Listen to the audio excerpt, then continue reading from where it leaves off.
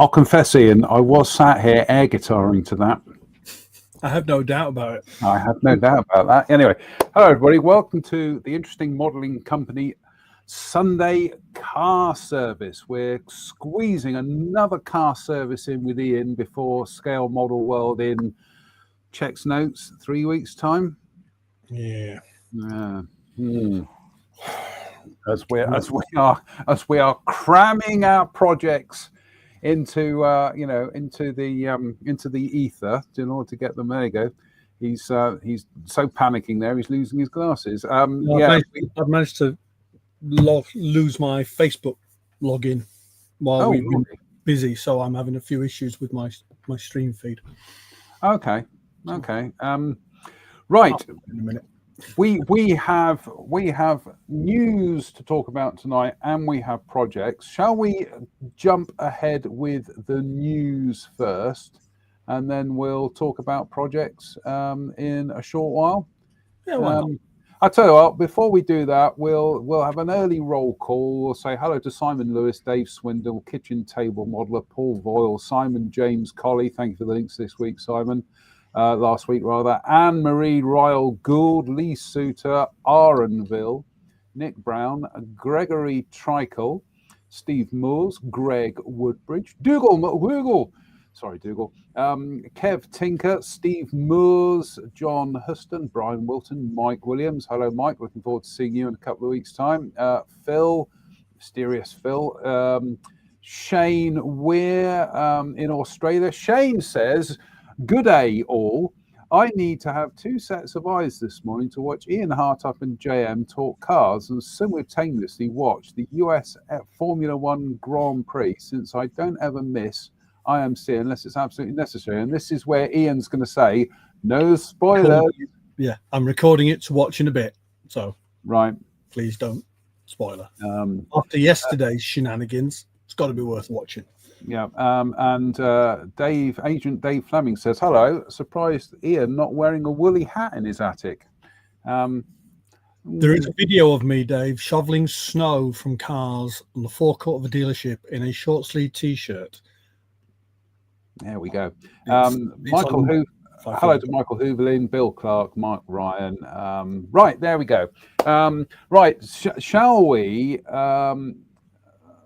where have all my... Right, let's dive on with the news, shall we? And this is a company... Oops, Daisy. Let's try and get the right picture. This is a company called... Get there in the end. This is a company called Diolex, which I wonder if that's a pun on dialects. There we go. Diolex, as opposed... Sorry, I'm just going to go off script here for a second. This was Jack D on I'm Sorry I Haven't the Clue a few years ago when they were doing one of the rounds, and they said people often ask what's the difference between accents and dialects, and he says accents are a regional variation on how words are pronounced, whereas dialects are the baddies from Doctor Who. And it was just brilliant from Jack D. Anyway, so this is a company called Diolex, which is why I went in with that pun. And they're doing 4 3D printed resin kits. They're doing a BMW 2800 GTS 1969. They're doing a BMW 5 Series, a Porsche 550 Vintech, and a TVR Cigaris, which I believe is what this one is in, isn't it? It is, yeah. The Cigaris was kind of TVR's swan song. And it's never obviously been kitted, so it's interesting that someone should come along and do a 24 scale resin kit of it. I think I'm not sure exactly where these originate from. I got the feeling they were German, but it popped up on Facebook at some point, and it was like, oh, they're interesting. The 5 Series is cool. Yeah, what we got there, that's the BMW 2800, isn't it? No, I think that's the Porsche, matey. Oh, Porsche. Sorry, Porsche 550. Yeah, that's the Porsche. That's the 2800. Yep. And then we've got an E28 5 Series. So with interesting wheels on it, Kershaw wheels, which are kind of post-market things, rather nice. I will admit, and I'll hold this again in a while when we come to one of the other news things. BMW is not my strong point from a knowledge point of view. Yeah. Funny enough, I sold a used one today at work, and I think when I looked back through my notes, it's probably only about the 5th BMW I've sold in 20 odd years of selling cars. So, yeah, that kind of gives you an idea of why I don't know much about them. But these look like they're decent kits, you know. The thing with the 3D printed stuff at the minute, and we've had this conversation many times over the last 2 or 3 years, haven't we? You know, the standard is continually improving. Yep. People learn more about the process as the process becomes more what's the word I'm looking for? More standardized, normal, established. Yeah, and I think we're getting a better feel for what is there and what isn't there from a point of view of how to do it, what to do, and the like. This is the Porsche 550 Vintech. What a beautiful looking car. It is. I mean, the thing is that. So if you think about Porsche pre the 911, so things like the original 718s and the 550s and the 365s, they were curvy, little, powerful. In their era, they were very, very well thought of. The chances of us ever getting these in a mainstream kit are slim. So I'll not argue with the 3D printed one. But you know, Porsche's early cars, there were some beautiful, beautiful cars, and they were very competitive. They won various races. I won Targa Florio at one point. Pre 911, you know, they were winning it with things like the 906, 905s, 908s quite regularly. They're a great little car. Now, this is the BMW 2800 GTS. I have got to say, I'm not a big fan of BMWs, but this is a fabulous looking car. It's just beautiful. And yeah, there's the interior bits and pieces for it, and I think these are 3D. I think that's fact. Oh no, these might be 3D printed. 3D printed lenses. Yeah. And then we have, see, we go sublime to the ridiculous. Let's just scroll back a bit. There we go. Absolutely beautiful BMW. That is a thing of beauty. And then we have the tractor. Don't miss the 5 Series. I love a 5 Series. This is the 550. Sorry, this is the 5 Series E28. Yeah. That chassis is not too bad. I mean, that's a one-piece chassis with the exhaust details in. I noticed. No, go back forward again. One was it? There was one with the dashboard in it. Oh, yeah. Left hand. There's 2 dashes there. Oh, there's a manual and an automatic dash. Look. Yep. It's interesting. Very good. And there's your clear parts. And there's your wheels. Yeah. So this is Diolex.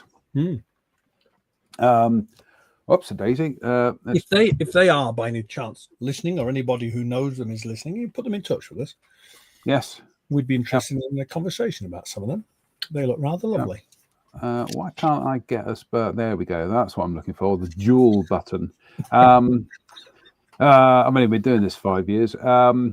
And we've also got SK decals as well.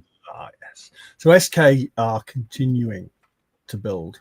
Oh, there you go. No, let's try it again. There we go. That's what we're looking for. SK continue to turn out, for one of a churn out, decals at a steady rate. There's always 2 or 3 sheets every month. They always produce a very high. I've got some various of their sheets you've seen, what I've shown you in the past to build. These are for the new M4. The new. Yeah, they are my teeth, I promise. Yep. Which is in the GT modeling fraternity is selling at a steady and impressive pace. I don't actually think it's made UK shores yet. Mr. Farmer will no doubt confirm or deny that, but it's a massive seller. Particularly a lot of the American models are over this. What you will notice is that top right, bottom left, race number 46 is on both of those. Those are both Valentino Rossi cars. That's an Imola car bottom left, 2024, and the Le Mans car from 2024 top right. The top left one, the row racing one, the Spa 23 car, that's the one I like. But then it's possible because I built the M6 that new did, which was also in that row livery. But yeah, then the benefit of these is if you do build them, you'll never lose any of them in a car park. No, I was just thinking, I like the bottom right one. That does look a bit colourful, doesn't it? Yeah. Also looks like that's quite a bit of a deckling job, Ted. So WRT schemes and WRT run the Valentino car and the 31 car in a variety of the races and championships. They are always they're complicated and very visually attractive. But modern race cars, it's all about projecting effect, isn't it? That's that red and white stripy one, yeah, definitely high on the list. I have one of these kits, and I have to admit, I keep looking at all the decals, and I genuinely can't make my mind up which one I'm going to get. And the problem is that level of procrastination will mean that I will probably never build it. But there you go. But I have got a lot of 3D printed exhaust for it. It's all kicking off in the comments here, Ian, because we are history is repeating itself here. We had this happen 70 years ago when the first plastic kits emerged. Right, here we go. Simon Lewis says, do you think 3D printed full kits will lead to a de-skilling in construction? Now, no. I'm not picking on you, Simon, but this is a repeat of what people said. Well, obviously, the first plastic kits came out way before then, but when the first high-impact polystyrene plastic kits started emerging in the post-war period in the 1950s, the solid modelers said, it's going to take all the skill out of model making. Whittling something from a lump of balsa wood. From an orange box, yeah, exactly. Yeah. Dave Fleming says different skills in the same way vac form and resin kits required different skills. You could ask the same question of Tamiya. Does a Tamiya kit reduce the skill set because they're so easy to put together? And let's be honest, that's not an unreasonable conversation in the light of what they are. So I think development is always a thing. And people go different routes. The thing with the 3D printed stuff is that they are subject matter that we're never going to get in a mainstream injection molded kit. Because of the way the system and the process works, you do end up, or you can end up with less parts to build. And that in some ways, particularly if you're dealing with cars where shape and finish are important, can make things such that your main focus is around finish and around preparation and finish rather than assembly and the like. It's not necessarily a bad thing, as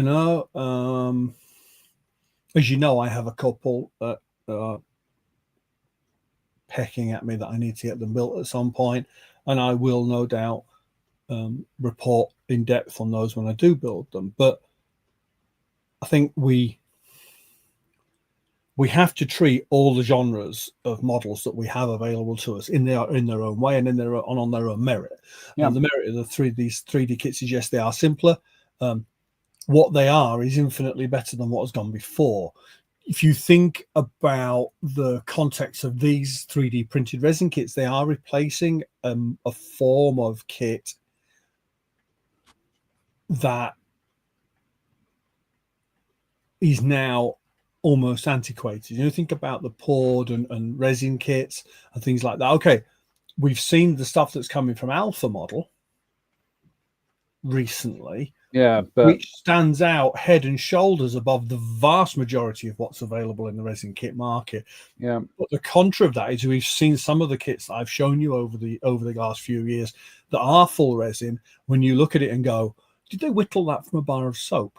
yeah, Because they aren't on a no, level that's this. The 3D printed stuff you get, from my understanding, there's, although Mike was saying about fail rate recently, which is quite interesting. I didn't realize it was a fail rate to this of those levels. You get a consistently yeah, shaped, finished product that does not require all the prep that goes with poured and spun resins. yeah.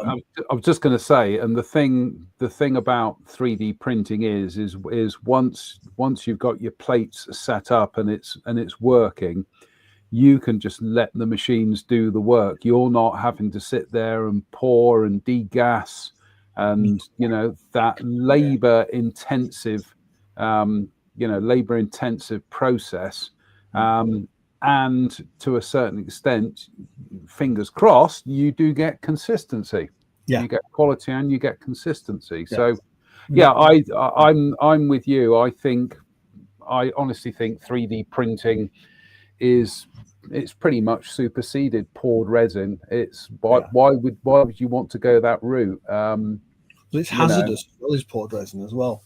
So it's, you take the hazard out of the production. You listen to what Mike says over the last year or so, or two, since he made that switch from resin to 3D printing, about how less mess there's involved, how less hazard there is involved in what he does, how much easier it is to produce a product that's consistently of a high standard, and how much detail he can get into the 3D printed stuff that was almost there with resin but never quite there. And it's, you can see, and I think there's a couple of points being made in the comments here. Dave Swindell's talking about, we're starting to see 3D prints. You talk about Edward, where they're talking about composite kit with an element of injection molded and the vast majority of the detail and smaller parts in 3D print, which allows you to make variations a lot quicker and with less tooling expense. I think that as a route to market is probably a big step forward. There's a few car model companies I'd like to see adopt that. There's one very big, very major Japanese company that make very expensive kits, and I think we both know who that is. They need to replace their white metal in their kits with 3D printed. Yeah, the white metal in their kits is awful. Yeah, absolutely awful. Simon Lewis, good on you, Simon. He's acknowledged this, and he says, "Thanks, Dave. Got nothing against progression at all. Just a thing I've pondered." Well, you're not the only person, Simon. Like I say, that's a conversation we have been having in this hobby since the first plastic kits started usurping, like I say, carving models from orange boxes. And Dave says, I've got a few 3D printed kits. A couple of AFVs are single piece, but a few have lots of parts. Yes, absolutely. And we'll scrolls down to what Dave Swindle was saying. And that is, but we're starting to see 3D prints as part of mainstream kits, e.g. Edward and Dream Model are including 3D prints instead of some injection, not as well as. And I think it certainly is a cost-saving thing, because you know, when you are doing injection molding, your costs are per cavity.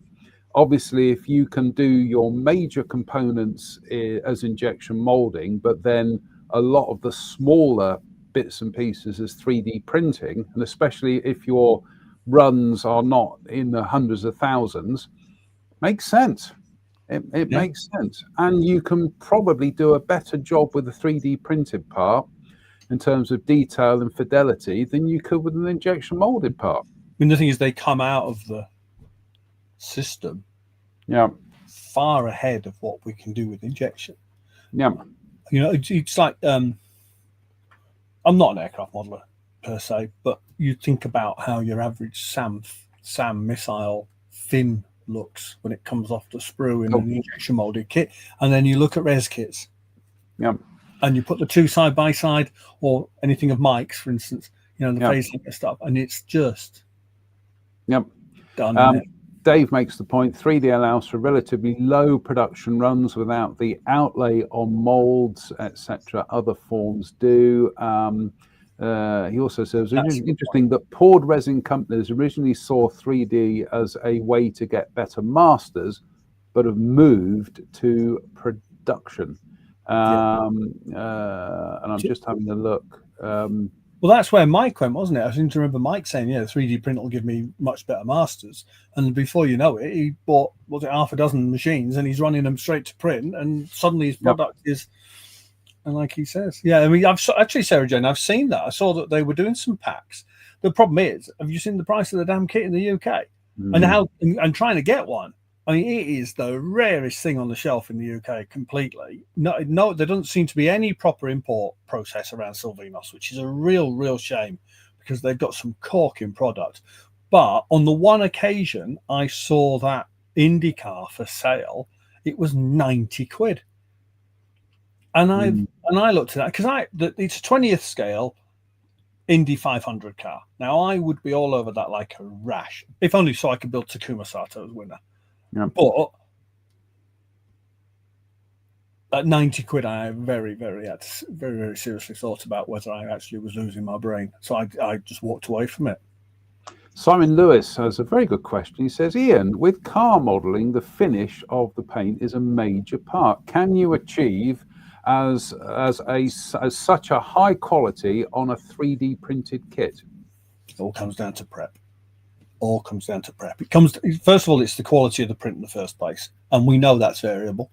We see somewhere they're really beautiful micron lines, and there's somewhere they aren't really beautiful micron lines, and there's a certain bit of how you prep it, how you work with it to get the best finish, and once you've got it where you want it to be painted, it's just like painting normal plastic, but there is that initial prep, and an appropriate primer. Simon James Colley says printed parts do need more protection than plastic. Quite a few images of damaged parts from Edouard this week. They aren't using cages, as Drew demonstrated a few weeks back, to protect their parts. I've actually seen that. On Facebook again. Facebook is our existence, isn't it? Now there was some couple of guys saying, these arrived in a bag kind of thing, and they were destroyed. Whereas I think Armour in particular, when you get their little bits of 3D print in the box, and there's 400 bits in something this big, it makes a bit of an art form to get them out. But that box structure, it comes in its own 3D printed crate, doesn't it? I mean, I like that idea. I think that's very sensible. I do. Right. Well, we mentioned Japan. Shall we go to the big Japanese toy fair? Go on then. Shall we? And we are going to make a credit here to Makoto Yukai for the pictures. Right. Shall we kick off with Hasegawa? Hasegawa are quite happily doing early Skylines. And they're doing them lovely. That's I've got that now. I can remember the years for these, so do excuse me. They've done this new RS Turbo Skyline. They've done a couple of variations of it, and we previewed one at the beginning of the year that's now apparently out in Japan, which is interesting because I'm still waiting for Hobby Easy to tell me I can get one. My pre-order that I put in ages ago.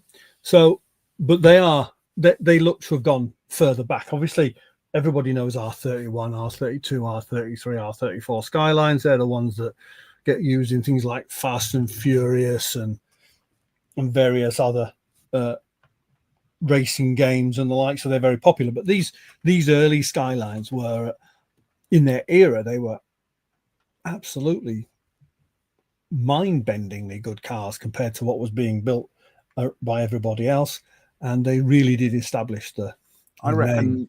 I reckon 90. From what I'm seeing from photographs here, around about 1980, 1981. Yeah, which still feels like the recent past for me, 45 years ago. So do you realize what you've got to think about is 1980 is nearer the end of World War II than us. Yes, I know. I had this discussion with Drew the other day, was that we, the fact that when Misplaced Childhood came out, it was closer to the end of World War II than it is to today, and it was just like, oh, for goodness sake. But yeah, this is Hasegawa. So is this brand new from Hasegawa? Or is this? I believe it is. There's one that's a reissue, and there's one that's a new tool, and there's another one that's snuck out that I can't pin down. I think this is the new tool, the second new tool. Right. If I'm trying to find the picture, the problem is I'm struggling with, obviously, without access to my computer to play with. We did the one where the wing mirrors are on the front fenders further forward above the wheels, which is the new tool one that I knew about it.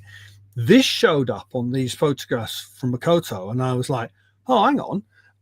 There was another new tool one announced sort of middle of last year, and I'm wondering if that's this kit, because obviously I haven't got all my material with me right now. I'm not as well prepared tonight as I usually am. I do apologize. But that's a looking car, though, isn't it? It's just, I like probably that. Its era. Should we say that? But they were brutal cars. Oh gosh, yeah. Then we've also got this from Hasegawa.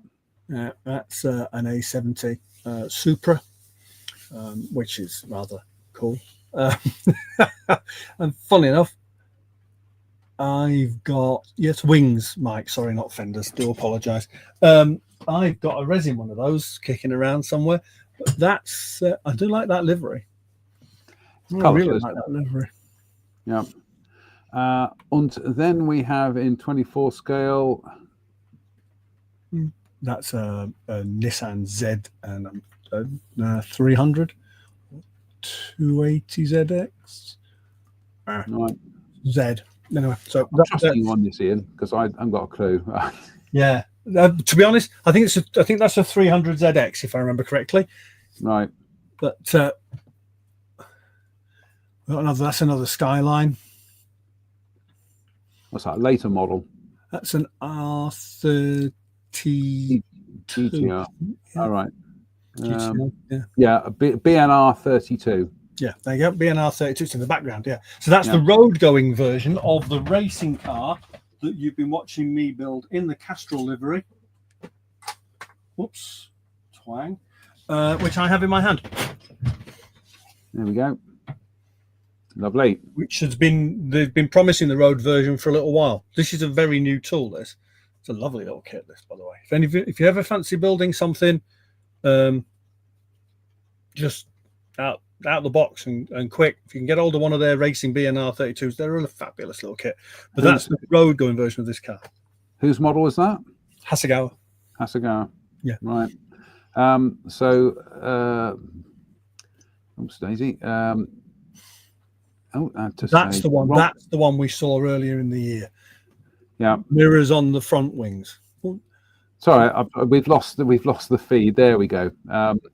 So that's the BNR 32. Yeah. Well, I know what that is. Mini. Yeah. The Hasegawa Mini stands.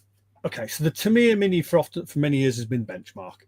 Revel came out with theirs, and it has issues. We'll say that. This is the Hasegawa Mini.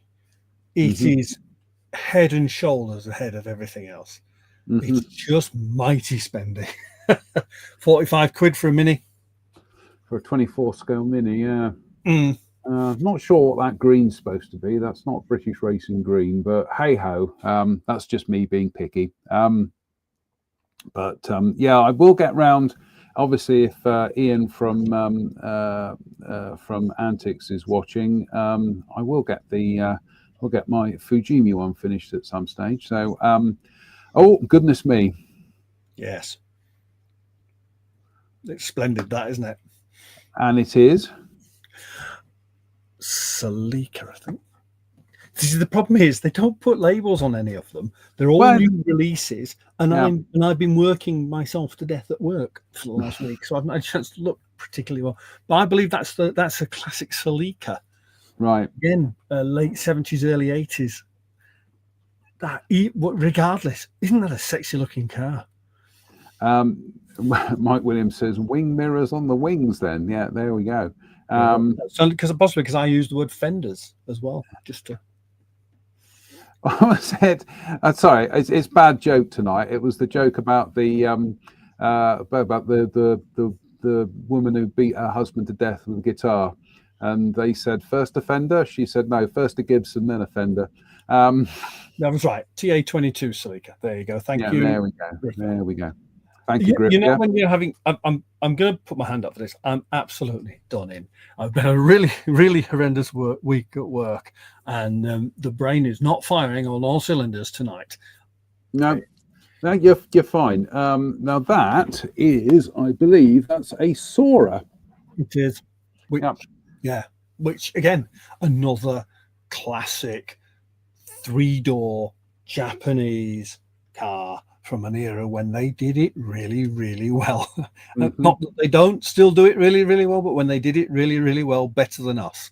And they are always a corking looking car. And the customizers, the tuner type customizers, are still doing all sorts of interesting things with them 30 and 40 years later. But that's a handsome car, isn't it? It's a big old lump, though, isn't it? Yeah, my grandfather had a Crown at one point, which was not unlike that, and that was a fabulous motor. Yeah, I'm looking at that and thinking that does look rather nice. One for cruising down to the bottom of Cornwall in Newman on the A30. Oh, now that is lovely. Yes. So it looks like Hasegawa have taken a fairly bold step, and they're reissuing a lot of their classic Japanese cars, and I think because Tamiya have been doing the same. Tamiya have reissued their old Prelude, and they've reissued an older Skyline as well. And I think this is what's being promoted here, and they are just fabulous looking things. But they're from an era where, what is that, a Datsun or? I think it might actually be from the Datsun era. It's got a touch of the Ford Caprice about it, hasn't it? Yeah. And these cars were drawn. Do you know what I mean? Yes. Yeah. They were artistically designed by a designer by hand on a piece of paper. Yeah, they started out as shape. They literally started out as sketches and shapes rather than mathematical formula. Yeah, and I think that is very telling from how people react to cars from that era. And I think we forget that's how it used to be. Mm-hmm. They're handsome cars, and they feel human in a way. Yes, I know what you mean. That they've got personality to them, and that feels like that's been sculpted and crafted as opposed to at some point in the existence of that car, someone carved that out of clay. Yeah. Steve Parker makes a very good point. He says, "Is it me, or do all model car kits look like models? Dare not say toy-like. Armor and aircraft kits just seem to look more realistic somehow." Now, I think I know what he's talking about there, and that is possibly the thing that I am trying to capture at the moment, and that is that sparkly gloss finish. But obviously at this scale, you can get a beautifully sparkly gloss finish, but suddenly it's out of proportion to the actual model. Yeah, it's about toning. Yeah. Yep. Yeah. And Richard Graham says, "Isn't that Mini painted in almond green, not British racing green?" Possibly. You might be right there, actually, my friend. Yeah. I did a race in the mid '60s. BMC entered on, again, come back to Tiger Florida because it's my pet subject. A car on the Tiger Florida called a Twinny, which had an engine up front and an engine up back, basically, and it was based on a standard Mini platform, and that was almond green. And now I think about it, it was not dissimilar to that. So yeah. To be honest with you, I don't think I've ever seen an almond green Mini in real life, but hey ho. But that's just a fabulous looking car, though, isn't it? It's a Laurel then. So isn't it? There we go. It does. It does look like a Far Eastern kind of Ford Capri, doesn't it? Yeah. That, on the other hand, looks like a motorbike. It is a Kawasaki GPZ, as it says behind. This is another iteration of a kit that they've had on the go for a little while. Hasegawa's bike kits are actually very good. They did an absolutely lovely series of racing 250s, Honda 250s, RS 250 RWs, which I've built a few of. They're beautiful kits, but they innovated in that with Tamiya, when you build the bike kits, there's always screws involved to put the bodywork on into the frame and the engine into the frame. Well, Hasegawa innovated having little plastic plugs that went in over the screw heads so they weren't visible. Something that Tamiya are now copying in their latest releases, which is interesting. The Hasegawa are lovely. I do have. I did put the pictures up this week, and I do have to build at Telford, and that is the new Tamiya 1/12 scale Ducati Super Leggera. Leggera. Yeah. Which I'm looking forward to. Oh, picture on its side. Yeah. Formatting error. And we're back to the Skyline again. So. No, we've got through. So that's interesting. That's a Toyota Starlet racing car, which is I can almost hear Sarah Jane going, "What, one of them?" It's a cool car, that, and it'd be interesting to see whether they've actually got the bodywork changes right, because the front air dam and the rear arch extensions are very pronounced on that car. But the only thing that's showing in the picture there are the wheels. Yeah, that's got the look of like a souped up 1970s Ford Fiesta, doesn't it? More 205, you know. Okay. The later Peugeot 205s and stuff like that. The Civic's nice as well. That's a Japanese touring car entry with the Motul scheme on it. To the left, you've got the Nissan 240 RS. Now, I'm intrigued by that because there's a new kit, new BMAX kit of the 240 RS. I'm wondering, because it's interesting. There's a few kits like those Mitsubishis that I built where Hasegawa have now issued those cars. I haven't had a chance to look in the box to see if it's the same plastic, but that 240 RS, that decal sheet's nice and complex. Nice and big as well. Yeah, that's the one. I wonder what that is to the left.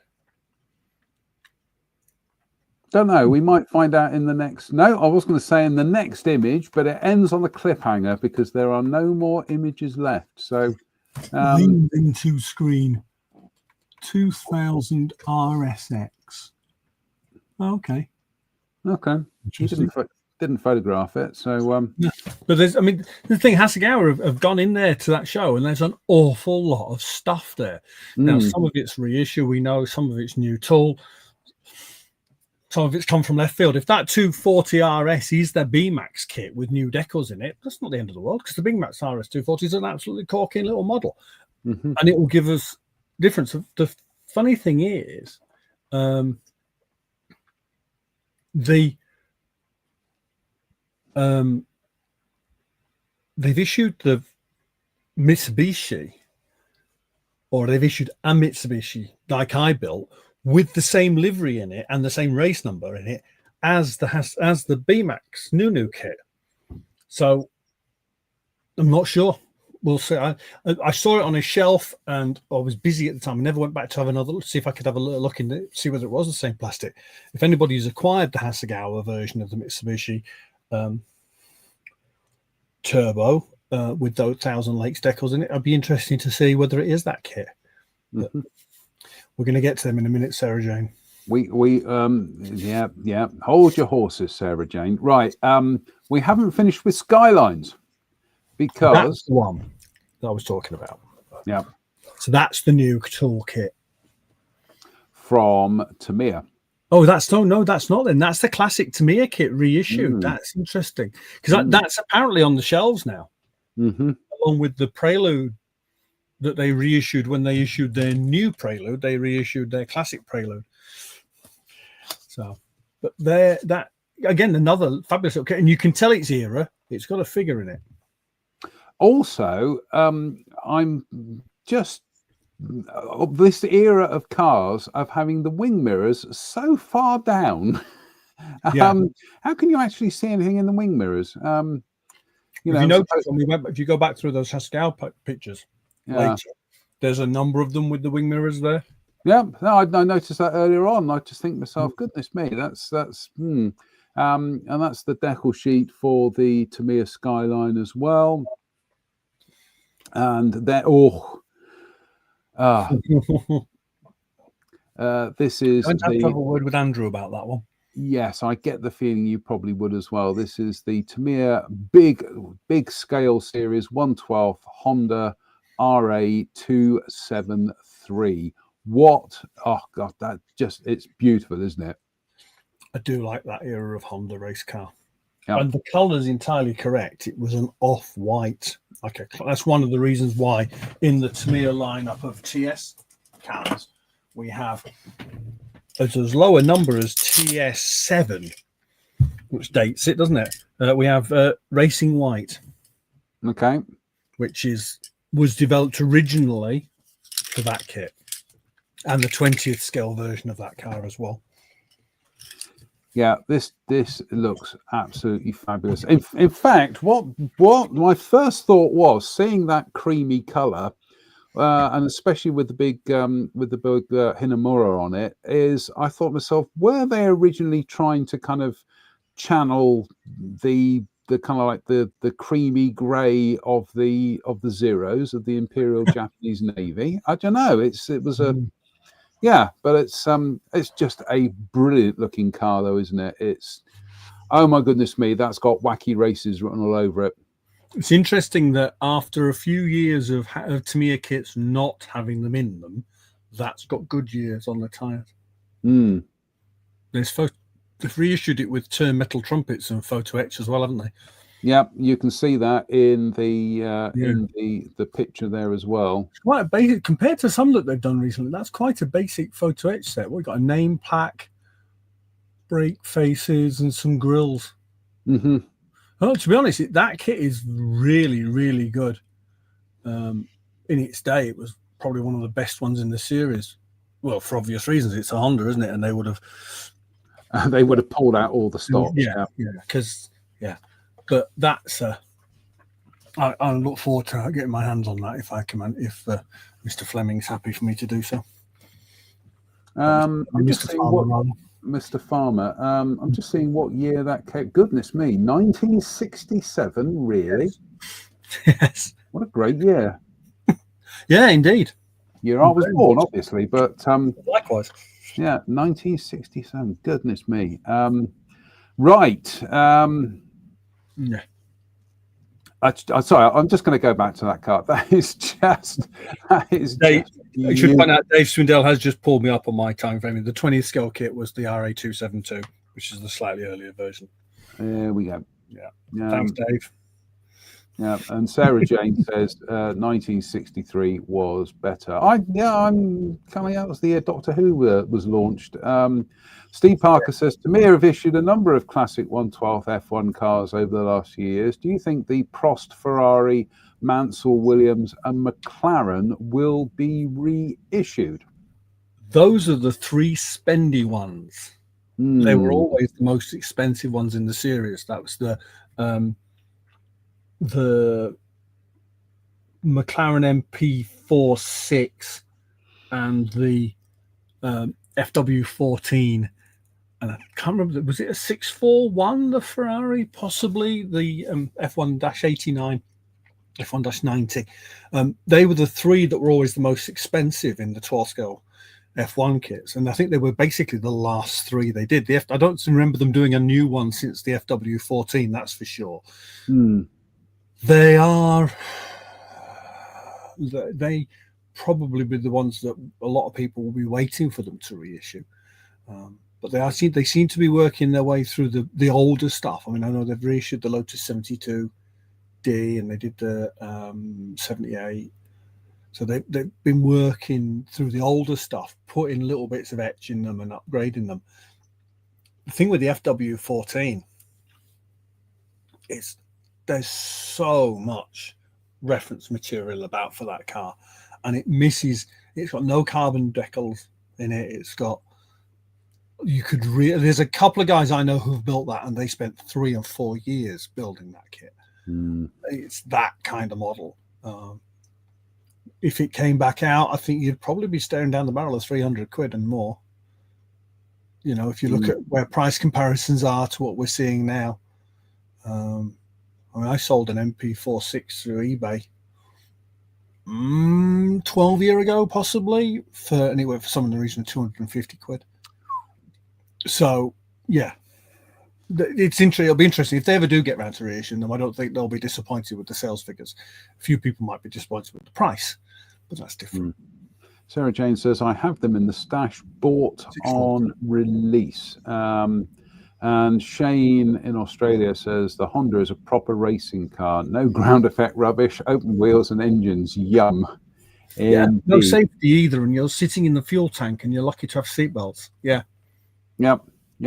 Right. Shall we're still in Japan, but we're still in Japan via France, because courtesy again of some more brilliant photographs from Makoto, we have Hella.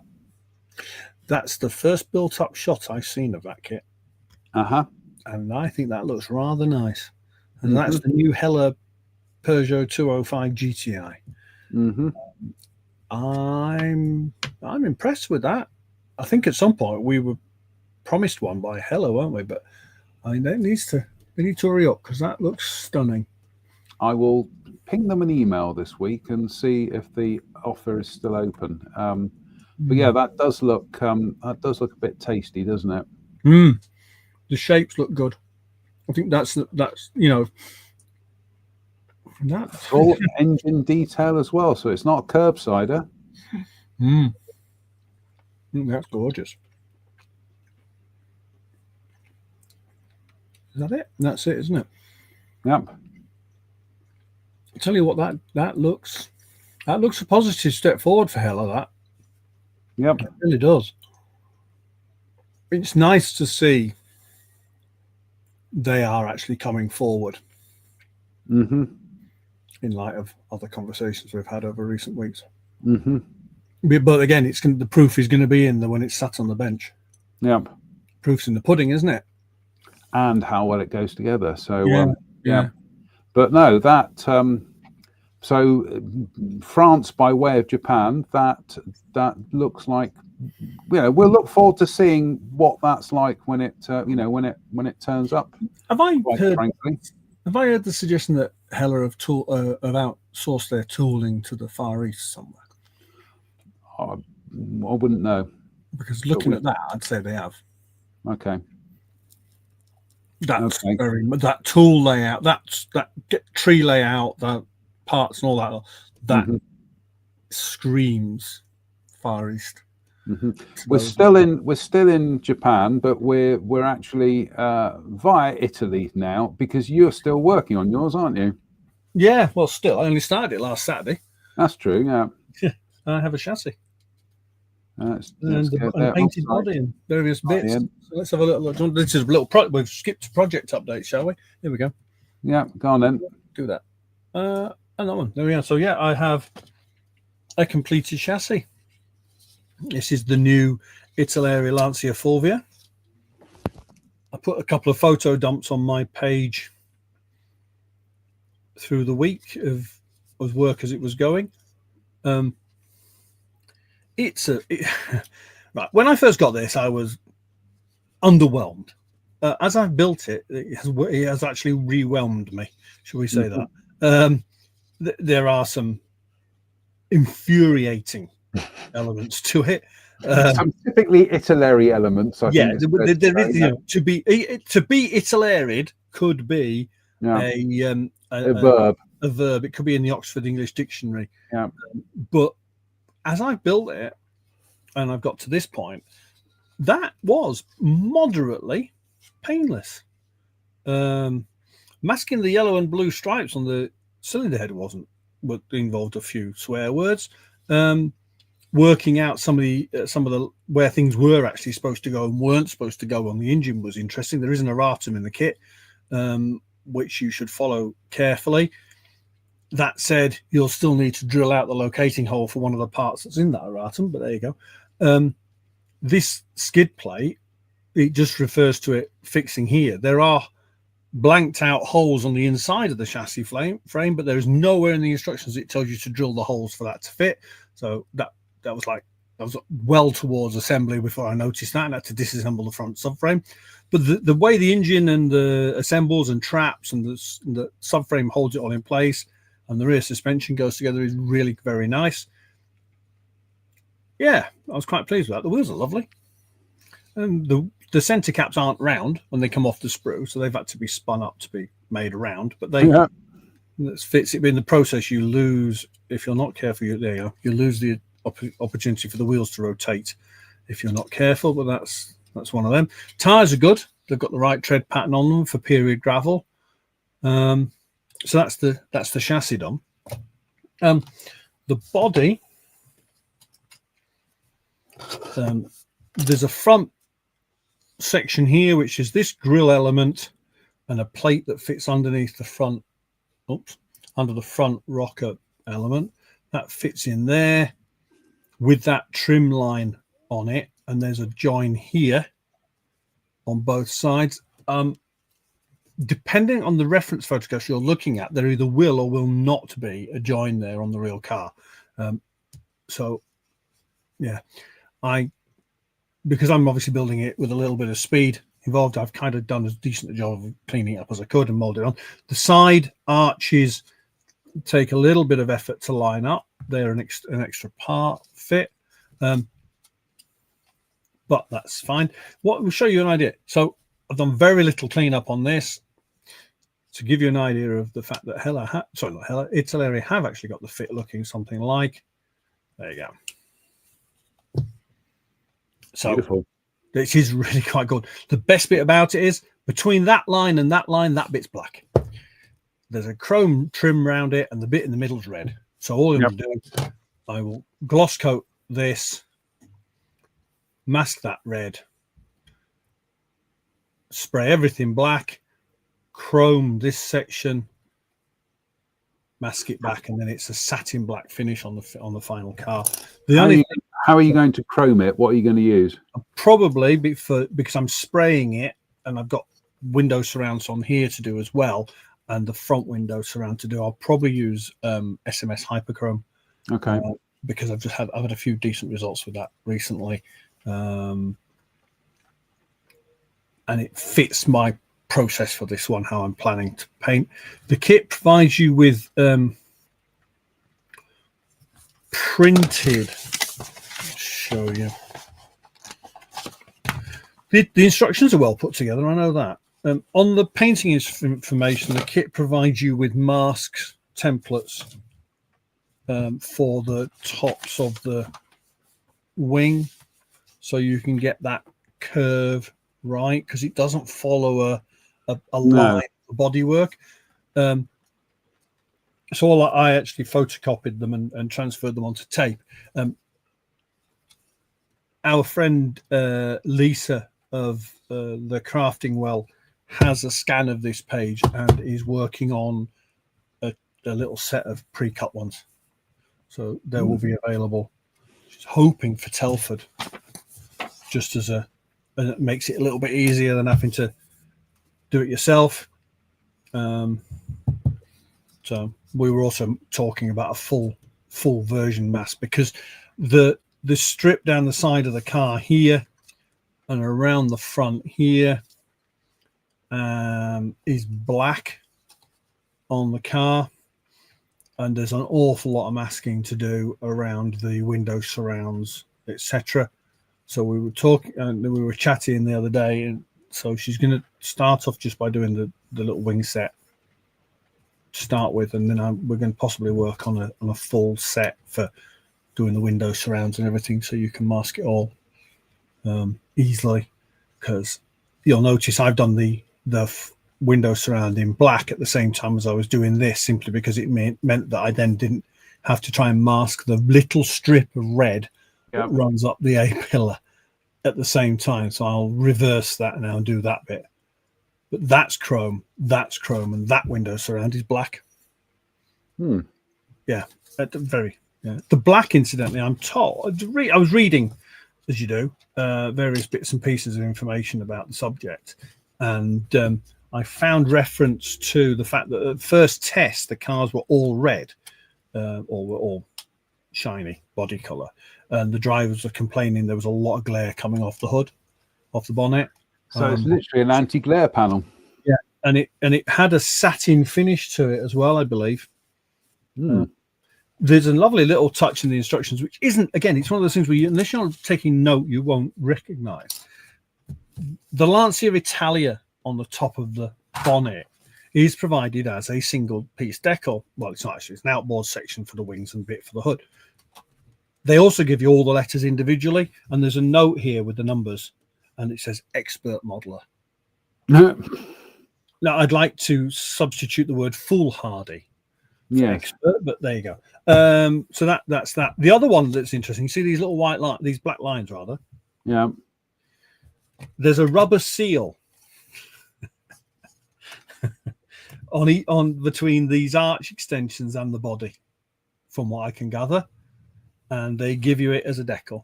That's clever. Yeah. So out came a Micron graphite to 0.05 mil pen, and I've drawn it on mine. Very good. Too bad. So I should probably be leaving it like that and sealing it under some varnish, just simply for speed, because I looked at them decals and realised that life was too short. Absolutely. Sarah Jane has asked, she says, can you go back to the wheels? I think she means the Peugeot. Yes. So here we have the Peugeot Pix. Can you go back to the wheels? There was only the shot of the built-up model that showed the wheels. Well, there's a sprue shot there as well. Yeah, they're painted white on that. They're plastic white, aren't they? Yeah. Then they aren't too bad, actually. So she's asking to see if they do 1.6 and 1.9 litre wheeled cars. Yeah, so the different versions came with different wheels. Mm-hmm. So, yeah, that's a fair point. I'm willing to bet that if they don't, our friends at USCP will not be far away with a set of 3D printed ones. Just having a look at the sprue there, or the runners rather. Yeah, there's a shot there. No, that's just showing you what. It's just one set of... there's only one set in the kit. One set in the kit, yeah.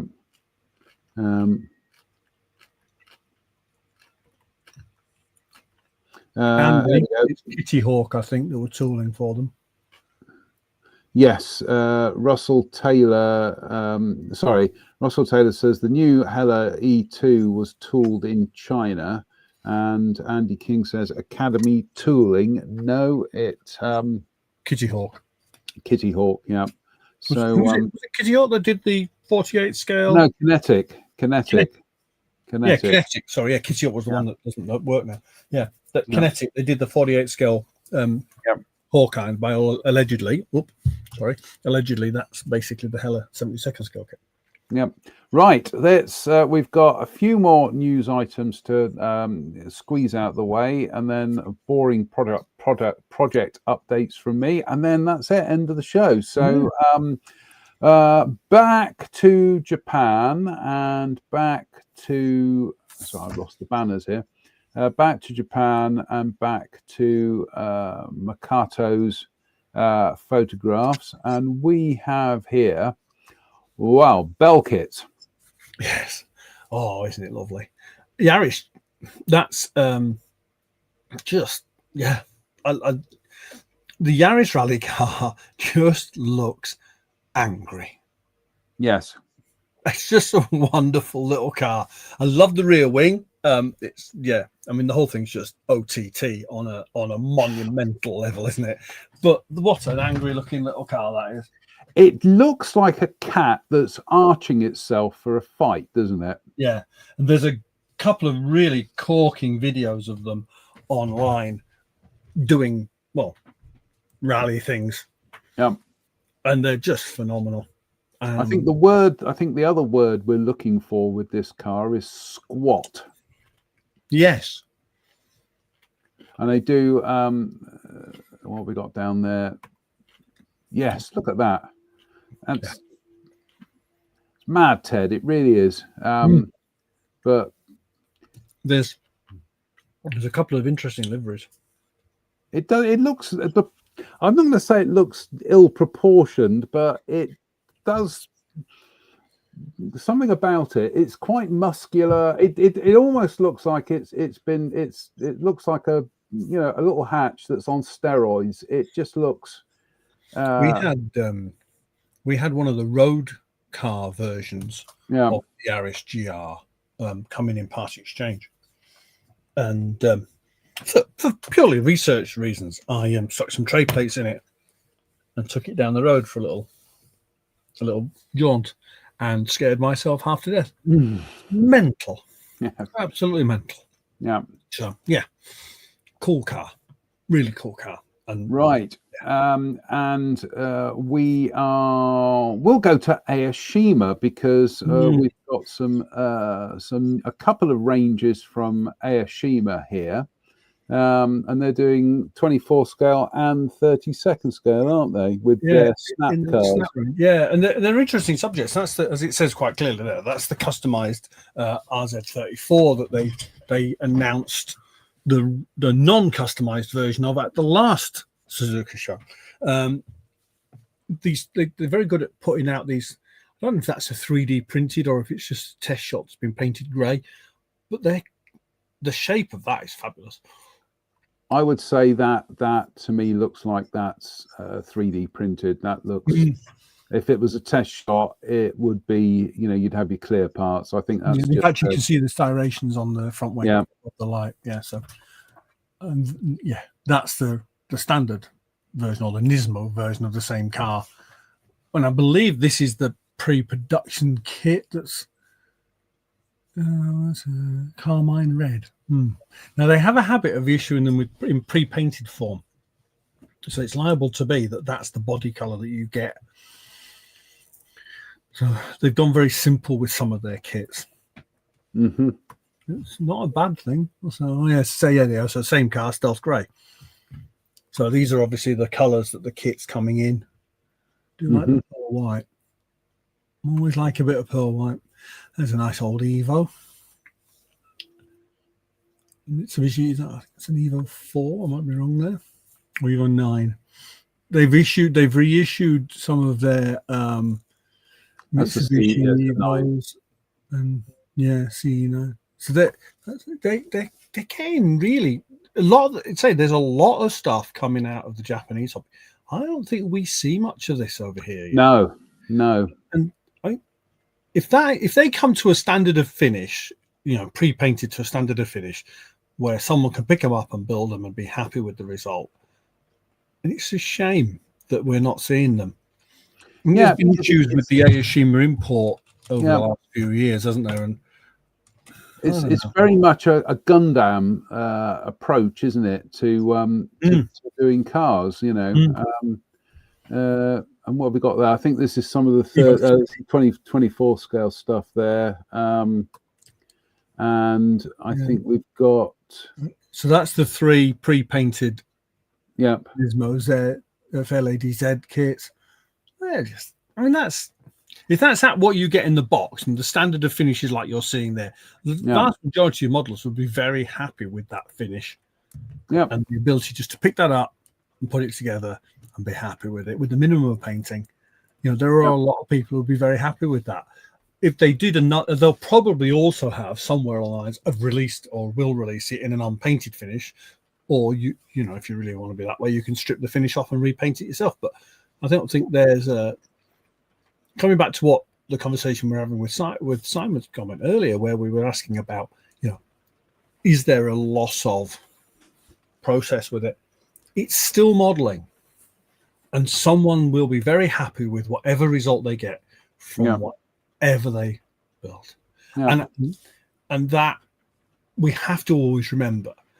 We can be really prissy and smart and, oh yeah, I got this finish and that finish and all that lot. But at the end of the day, we get the result we aim for. Yep. That person who's just bought it and wants to chuck it together, and they are the majority of people buying model kits, we are a minority in this hobby, are going to be more than happy with building that as a snap together with that level of paint finish on it and putting it on their shelf and going, I like that. And more crucially, what they choose to do with it is largely immaterial. The sale has been made, and that's the important bit. What people choose to do, it's not up to us, and it's not up to our sensibilities. The most important thing is kit company has made a sale, and that will be the next kit coming along in the future. If they have to sell a number of those to fund the next big project, that's fine. As long as they sell that number, so I get my... Because Aoshima's past issue, some of their kits have been phenomenal. You know, you look at things like their Lamborghini Countach and stuff. But the Tamiya Lamborghini Countach still outsells the Aoshima one. It's awful. That's a big word for a Tamiya kit. Genuinely, it's awful. The Aoshima one is a work of art. Here we go. Sarah Jane says, look good starter kits. Dave Swindle makes a very good point. Different types of kits for different skill levels. Absolutely. And Simon Lewis says it all goes back to my bench, my rules. That's the point we're making, isn't it? And Dave's, a good experience for modeling means I'll buy another one. Yep. This comes back to the thing with remember the old days of starter kits where you got something that might have been 50-year-old tooling in a box with some paints and you were expected to do something with it as your first kit. Now the manufacturers are learning. You look at we're going to come to in a minute. You look at where they are. They're kits that are developed specifically for the purposes of a starter kit. The slightly toned down Spitfire 5C that Airfix did. That's a corking little kit. You can build that really quickly without fanning around and end up with a very good result. I used it to use up a few spare decal sheets a while back, and it was easy. I built 3 of them in about an hour and a half to the point where I could paint them. You know, for things like that, they're great things. Yeah, the Airfix Hawks as well. They've done the Red Arrows Hawk, and they do a simplified version. But if you want to use up all your old model decal sheets, there's your route. Right, our last visit to Japan tonight, courtesy of Makoto. And what have we got here, Ian? It's BMAX, isn't it? Now these definitely are 3D printed masters because you can see the print lines all over them. Yeah. So BMAX, Nunu, whichever incarnation of the setup we're looking at the minute. At the last show, they announced a number of kits, which we now know are moving along quite nicely. This is the next run. So they've done the BMW licensing deal, and so they expanded onto a 3-litre CSL, which is brilliant choice, because the only other kit of this, and I stand to be corrected, was by Daewoo, and it's an eternity old. But that Castrol livery that you can see in the back for that body is going to be epic when it's on a few tables. I rather think one of them might be mine. I just think that's a fabulous looking car. And I tell you what, once you've got that shape, there's an awful lot of variations to that. There's art cars and all sorts on that body shape. Now, these have snuck in. These are Toyota Celicas coming from BMAX. Now, D Model, the Spanish manufacturer who did the Sierra Cosworths, John, they did it in 24th as well. I think it was them. They have announced these early Celicas as well, and now BMAX Nunu are showing a few around, which is an interesting development. And they look nicely detailed. In the middle of that, there's albeit what appears to be 3D printed, there's a 3D printed breakdown of the kit. They look corking. I think there may be, you can see there appears to be a full interior, with all the framework and everything. Sorry.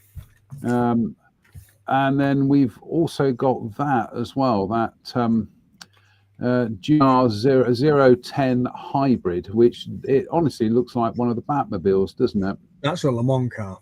So that's one of the Le Mans hybrid cars. That is a first.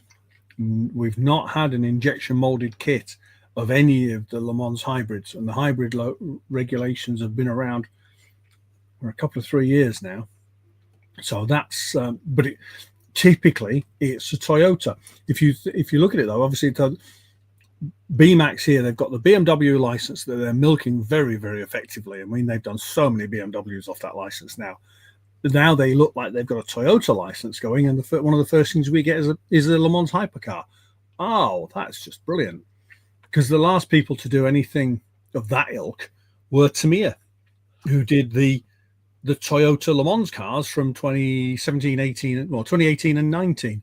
Got one in the workbench here. I haven't started it, but there we go. That's going back to the Celica. Yeah, there we go. You can see that full interior and the full cockpit and the spare wheel in the back seat. Yeah. Always a laugh. They were a phenomenal car in their day. There we go. BMAX did actually start off doing an awful lot of rally cars. They did a lot of Group B rally. So the aforementioned Nissan, the 240, they did TA64 Toyotas, they did Celicas, they did all sorts of stuff. They did a good wave of corking rally cars. So them and Bell kits kind of kept the rally modelers happy for quite some time. They've come back to it with these, and can't say as I'm disappointed.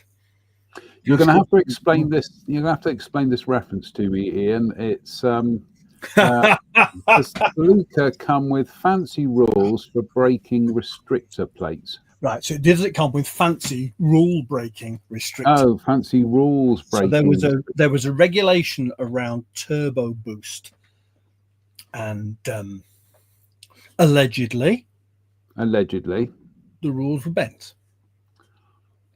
Okay. There was a restrictor plate, and at certain points, and they used to move. So it wasn't a restrictor plate; it became a valve. Allegedly, it didn't restrict NAFOL, realistically. So there was some very. It's like you talk about Formula One. I'm trying to remember who it was. So Lotus had in the Colin Chapman era of Lotus, it was a constant battle to see where Colin was bending the rules this week. Someone was following one of the cars around the circuit and realized that on the straights, they could see more of the driver of the Lotus's helmet than they could on the corners.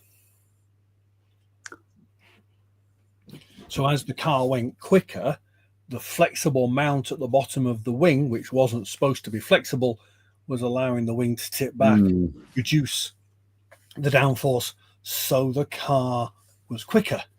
But then in the corners, it would come back up, downforce around the bend. I mean, everybody was happy. Very, very.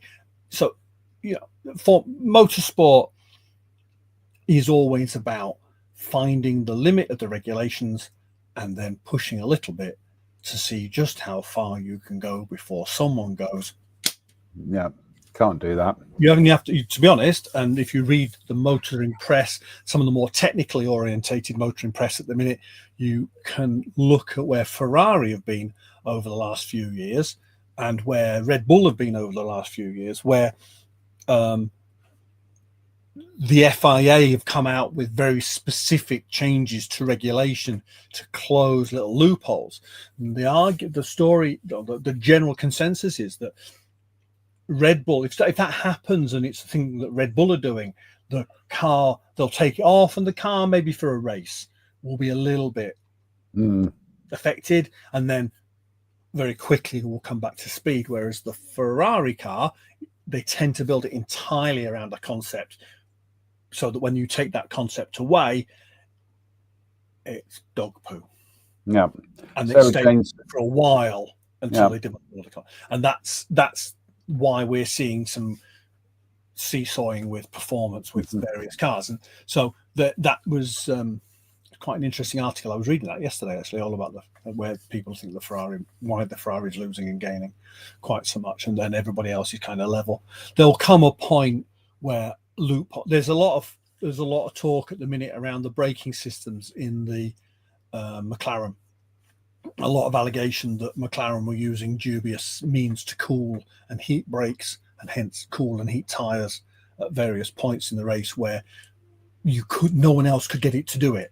And it's like, well, whatever they've done is right. And the FIA have looked at it. There've been a number of objections made. The FIA have looked at it a number of occasions, a number of times, and gone, no, what they're doing is entirely legal, but we're not going to tell you what it is because we're under no obligation to do so. Sarah Jane says the rules were bent. Very ingenious. Nikki Griss confirmed it. That's a bit of trouble for that, Nikki, as well, if I remember. Right, we are going to jump to my workbench. Do pay attention, 007, because this is part of the Jadlam on the road group build. And you can choose from 4 of the Airfix 43rd scale starter kits, and they are just scrolls up. They are the Aston Martin DB5, the Land Rover Series 1, the Lamborghini Huracan Evo, and the Bugatti Chiron. OVs, I plumped for the Aston, which Jadlam rather kindly sent me. And why did I plump for the Aston? Well, it's because my friend Simon's a massive James Bond fan, and so when I have finished building this, and I'm going to put a custom number plate on it for BMT 216A. So what to say about this? It is a beautifully efficient kit. Housekeeping here, I didn't work on it. This is not one of my projects. So here we go. This is where we are at the moment. We've got pretty much everything's cleared off the sprues. These bits will be going into the kitchen at some stage tomorrow to be washed, and then it will go into the dehydrator to dry off. We've cleaned up our wheels. Really, really smart little kit, and it's an Aston Martin DB5 for goodness sake. So you're not going to go wrong with it. So I'm not gonna add any other Bond elements to it apart from the number plate. But so. Really, really, really enjoying that. And like I say, if you're not taking part in the Jadlam group build, then you still have time to do so. So, and what else? Right, here is an epic of a build. We are getting there. This has been a story of gloss finishes, full starts, gloss finishes again, Trisacting. I did the other day. I decided to give the Halfords professional clear lacquer another go. No, it was absolutely horrific. It just dried to this pebbly finish. So out comes the Trisact, and we Trisact it down again. Then I gave it an airbrush coat of X22 clear, and then left that on there, and then gave it a blast of pure lacquer thinner just to melt the finish. This could do with a bit more Trisacting. I am hoping to get off of Mr. Farmer some cans of the Tamiya clear, the actual spray can stuff, so I can give it a really decent clear coat, and then I can Trisact it a bit more.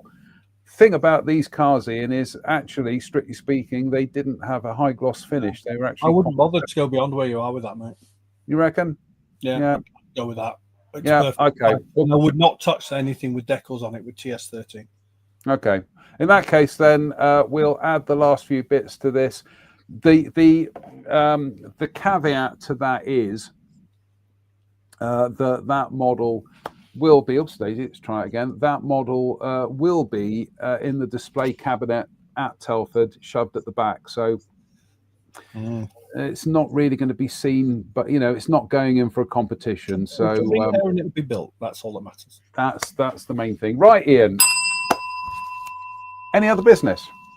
There's one question that Simon's just asked: how long in the dehydrator? As long as you can manage, mate. If I'm putting gloss coat in, the longer they leave it, the better. Or the longer you leave it, the better, because you're looking for the paint to harden, and that will just speeds the process up. If you're building something reasonably quickly and you're matte painting and things like that, then half an hour and that's ready to go. Particularly if you're using lacquer, paint it, whack it in the dehydrator. Mine gets 45, 50 degrees, and then when you're ready, half an hour, you'll be ready to mess about with that and mask and do second colors. So it just speeds up that process. But with respect to gloss finishes, as long as Paul Boyle says, I will be inspecting it. I'm in trouble. The thing is, I suppose the longer you leave it in the dehydrator, the more you're letting you're heating that paint finish up and allowing it to level down again. So well, I noticed that when I was building that green custom Ford, I flatted it with Trisact, and then I put it to one side. And I thought, oh no, I'll pop it in the dehydrator for an hour and just make sure it's 100% hard. When I came back to it, it had re-glossed. The gloss had come back up. I mean, it was a lot better finish. And I was really pleased with it. That's why it's that trick that I do with is to go over any gloss finish with pure with leveling thinner, either the Tamiya stuff or the Mr. Color stuff. Melt the finish and then stick it back in the dehydrator, and it just ends up coming out even glossier. So right, Mike Williams says, I'm building my first motorcycle, Tamiya 112 scale Roadstar, thoroughly enjoying it as a break from the old routine. Well, that's what one of the things I will be building at Telford will be that. Looking forward to that. Talking of which, I nearly forgot. Oops, let's get rid of the comments. Is in just over 3 weeks' time, myself, Drew, and Mr. Pollard will be on the hobby company stand doing modelling demos. Ian, you are more than welcome to come and join us and do a stint if you've got I'll be around. Build. We can. So is that Motley Crue? Is that a Motley Crue reenactment group, or is it? It's the worst Rush tribute band ever. Actually, yeah, we've got a bass player and a drummer there, and Drew can't play an instrument, so but yeah, it's so yeah, I will be building the caddy, and we might be doing some ICM stuff as well there. We will find out what's on the menu closer to the show when Mr. Farmer lets us know what needs building. So well, depends on what he lobs at you, doesn't it? Really? Yeah, absolutely. We look forward to it though. So yes, Paul Boyle says 3 men in a boat. Yeah, without a paddle. We are. Yeah, so that's just over 3 weeks' time. Goodness me, Ian. I've had one little thing delivered this week. Oh, I was looking for. I'm building a Toyota Supra, and it's so it's a resin one. This is an Alpha Models kit, but it's a top secret car, which is a Japanese custom house. So the rear arch pieces have those very visible rivets that you see. Now the kit provides photo etched discs to stick onto these, and I preferred the thought of rivets. A friend of mine, many people have heard of a company called Motobits. Well, Mark, that used to be Motobits, he's packed up now, said to try these. These are from a company in Poland, which is Scale Cars Online, or SCO. So these are 0.4 millimeter shaft, 0.6 millimeter head. There's a round head and a cone head. That was a film. I haven't seen that in a long time. Bill Murray, isn't it? Dan Aykroyd. Dan Aykroyd, yeah. Yeah. These are the round head ones, and these are the cone.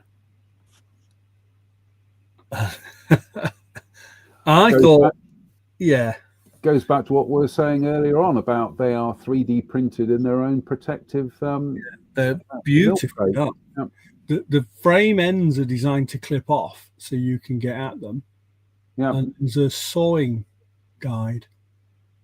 That's ingenious. So you just, and I think they're just lovely. I was having a rough count up, and there's a few. There's 20, 40. There's about 50 in each little doodah. And they weren't massively expensive. I think it came in at about £10 or £12 for the two, shipped from Poland, and they were here in a week. Excellent. So yeah, can't fault those at all. And they will be very useful. Now it's a case of which one do I use? I think I might be going with the cone ones actually, because I rather like those. So they run along here, around and along that, and along there, and then down here. And then there's a couple of points on the front where they are as well. This is in need of primer and attention. It feels different to the other two. You know, the other two Alpha kits we've had. It was cheaper. It sounds daft. And there's a few areas. See I don't know if you can see there's a bit of resin build in there. Look. Does it feel more beta than Alpha? Yeah, that's probably a good way of putting it. But it's still a corking car. I do love Supra. A Supra of them this era, they were just phenomenal. And I have a modern Supra with a wide body conversion to go in it, which will sit next to this one when it's done. So yeah, there. But those little rivets, I just thought for. And thanks to Mark if he's watching. I know he sometimes does, but thank you for putting me onto them, mate. They're brilliant. Sarah Jane says, rather you than me with those rivet heads. Yikes. They come with a decent shaft length on them, so they will go into the holes that I've drilled. So that's had 0.4s drilled all the way along there. So how did that affect the aerodynamics of that car? It doesn't matter. It's not that kind of car. All right. It's a presence car, not a racing car. Okay. You know what I mean? It's the noise, the rumble, and the look, rather than the oh my god, that's going quick. It's that kind of thing. So yeah.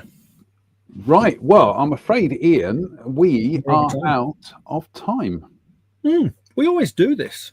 Well, we've had over 90 minutes. Over 90 minutes tonight. Yeah.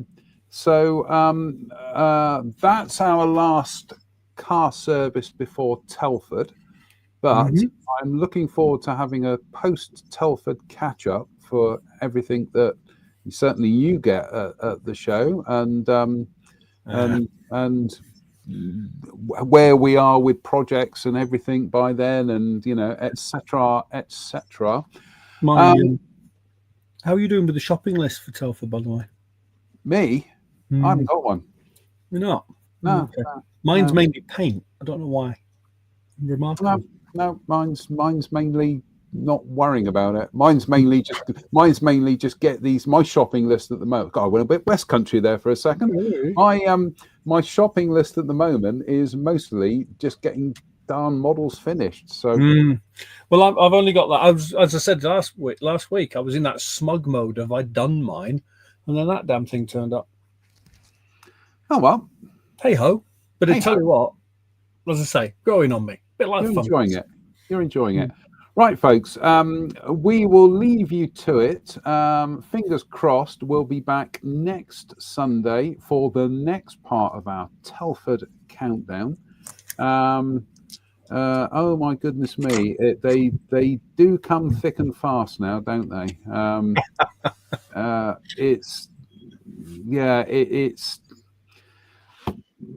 Telford has gone from being months away to ages away to months away to now a few weeks away, and then within a few weeks it'll be days away. Can I just step on something Sarah's just asked? Go on. Tamiya Pink Primer isn't available because, per Mr. Farmer, it doesn't sell. Okay. However,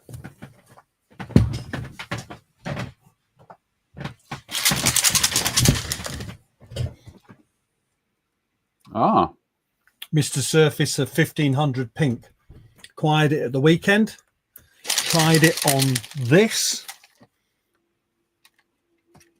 Goes well.